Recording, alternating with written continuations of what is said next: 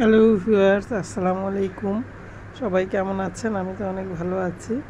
আপনাদের সাথে আরেকটি ছোট ভিডিও শেয়ার করছি। তো এখানে মাল্টি ব্লগ শারমিন এবং তার হবু হাজব্যান্ড, তাদের অবস্থা দেখুন। তারা নিজেদের যেরকম মানে মনে করে যে আমরা খুব পর্দার মধ্যে থাকি, খুব ভদ্র, খুব নম্র। তো এই বুড়াকালের বয়সের যে মানে অবস্থা দেখতে পাচ্ছি, সেটা তানু মণ্ডলকেও ফেল করেছে। সো এই ছবিগুলো আপনারা উপভোগ করুন এবং দেখুন যে সামনে আমরা আরও কি কি দেখতে পাবো।